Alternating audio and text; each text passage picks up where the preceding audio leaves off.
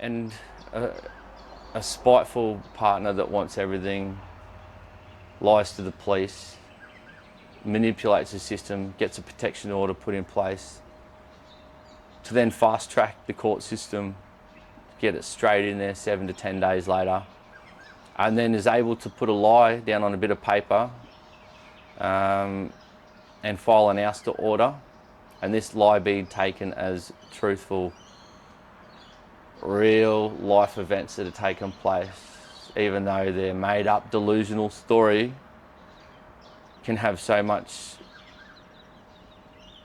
emotional pain and distress for the person that's being accused of, to the point where they can be ousted from their own home, bank accounts frozen, cut off access from the children. That's where the problem is. And who's pushing and promoting this? The lawyers. I call them the unethical lawyers. I'm a mechanic by trade, so everyone's like, oh, can you do me a dodgy roadworthy? No, I don't do dodgy roadworthies, all right? Why would I want to put a car out on the street that could have a possible chance of having a major accident? You know, like brake lines perish, bald tyres, brake boosts are not even working, oil leaks, fuel leaks, you name it. Like, there's reasons why cars aren't, you know, just ticked and put on the road because there's a safety issue, right? So the dodgy roadworthy, yeah, there's people doing, what are people doing dodgy roadworthies for? For financial gain, all right? Easy, don't inspect the car so they can make money with just writing something out. It might take 5 minutes. Well, what are lawyers doing? The dodgy lawyers, unethical. You think lawyers would be really promoting truth, fairness, and justice? Well, maybe some are, but I guarantee you, the ones that I've dealt with and the ones that my exes represented, like the ones that represented my ex,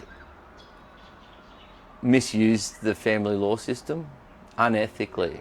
All right, so whether they've been coerced by their client, which would be my ex-wife, you know, whether she's told them a story and they've believed it, or she's asked, how do I get as much child custody and as much money out of this separation as possible, and then they've coached her in to how to do it.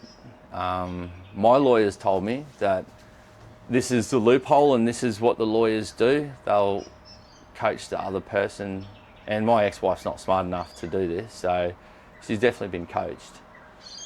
She's been coached by a lawyer. The protection order notice is given by the police. And how did the police come around? There was no violence. I was actually at home asleep. I was at home asleep. My wife was at her mum's. She decided to come home while I was asleep. She got her best friend to call the police and put a welfare check. The police come round and said what was going on. My wife at the time must have told them a bit of a yarn, that I was a violent drunk, unpredictable, which is all bullshit.